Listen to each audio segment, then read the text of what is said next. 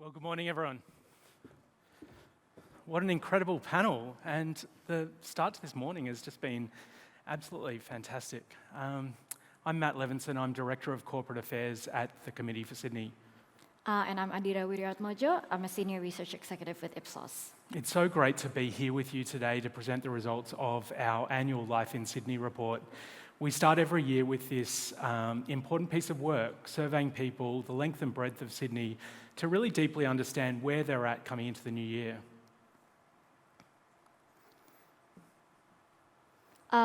Take note that we have split southwestern Sydney from the rest of Sydney this year, and we're also looking at a closer look at generational divides. We also wanted to look at how your perception shifts depending on whether you're renting, own your home with a mortgage, or own it outright. Now, when you look at a poll like this, you're often looking for nuance shifts because the key factors involved are so structural. But what we're seeing in the results of this year's survey is some really big fluctuations across some key areas, and we're going to present those for you. Post-COVID, chronic housing, cost of living, extreme weather, all these things are really kicking in. Chronic unaffordability is layering crisis upon crisis across our city.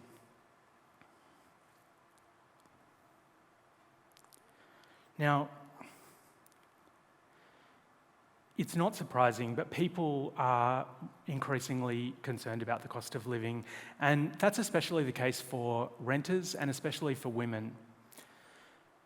As a rule of thumb, the threshold for housing stress is 30% of the gross household income. That's what we're seeing right across the city at the moment.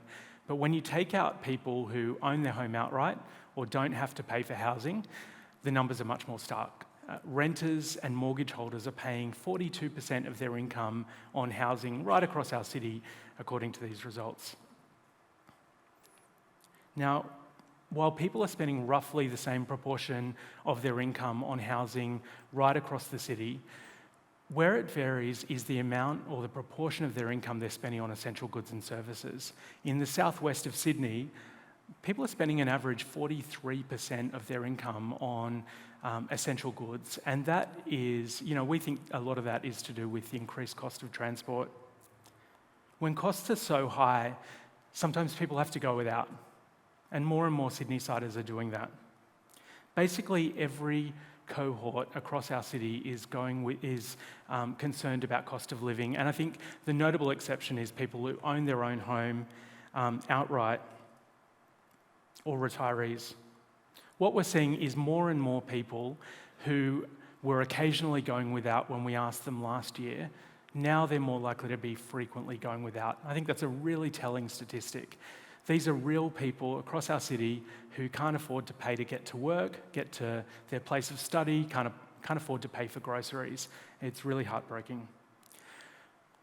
What that also means is, if I can click across, what that also means is less income that's going to savings, and there's a strong spatial inequity to this. In the east, more money from people's pay packets is going into their savings than any other part of the city. What that does is further entrench the kind of inequities that we're seeing today. There's a strong drive to build housing at any cost, and there's no question that we need more homes, but the results here show that we need to do it well. When you look at housing types and tenures, there's a strong generational signal. Some of this is about life cycle, and some is about a shift in culture, and it's not always easy to point out which. But it's clear that home ownership levels are declining with each new generation. Younger generations are more likely to have lived in an apartment, and they are more open to it in the future too. The same is also true for people in the city's east and culturally and linguistically diverse communities. These same groups are also more open to raising family in apartments. At one end of the spectrum, we have the silent generation, and at the other end, we have Gen Z and culturally and linguistically diverse communities. That's a material cultural shift, and we need to think about the new expectations for private and public space. Support for new developments have increased significantly, and that's across the board, but we're also seeing an increased receptiveness for increased density in people's own suburbs. People are saying, yes, we're happy for more density in our own backyard. What people want with that density is public transport, great streets, and good connection to local communities. But we all know that the southwest of Sydney needs more public transport options. Not just the radial lines that connect the southwest to the Sydney CBD, but the lines that connect the west to itself. We asked about loneliness for the first time last year, and we've expanded those questions this year. And it's really interesting to see how that data interacts with our other findings. Among people who said they're often lonely, 64% said there are no stations or stops nearby. And this loneliness data gets even more interesting when we overlay it with housing tenure. There's clearly an impact on how lonely and how valued people feel in their communities, with renters more significantly likely to bottom out.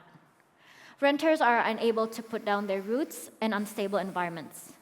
There's definitely a life cycle aspect to this, with younger people more likely to be lonely than older, and younger people more likely to be renters. But with a transition to more renting and more high-density living, we need to build communities for social cohesion, with good open space, good access to nature, with civic, cultural, and social infrastructure, and build housing that allows people to put down their roots and create social bonds. The clear message here is that Sydneysiders are starting 2024 on nothing like the optimistic high that they started 2023. You know, we all know this. We all kind of limped into the summer holidays after what was a huge and, for a lot of people, exhausting 2023.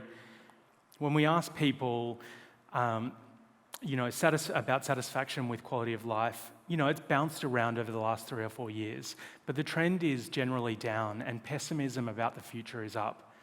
Interestingly, when we asked people about their reasons for why they're satisfied with cost of living, people reeled off some of the expected things, a great place to live, close to friends and family, that sort of thing.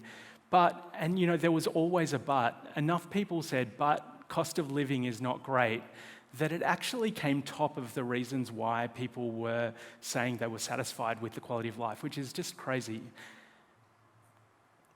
It used to be retirees leaving our city to go to the bush, to, go to the beach for sea changes and tree changes.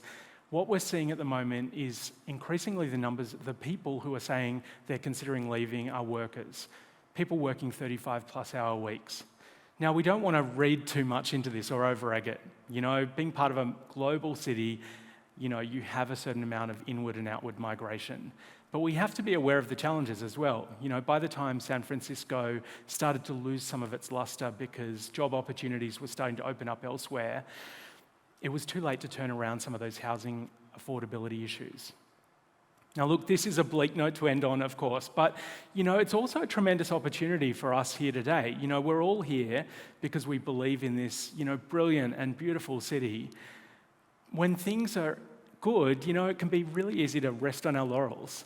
When things are tough, we're pushed to knuckle down and fix things, and that's what we're here for today. Tackling these challenges is going to fuel a lot of the conversations we're having as the day progresses and throughout the coming year, and we're really looking forward to working with you to coming up with some of those solutions. Thank you so much.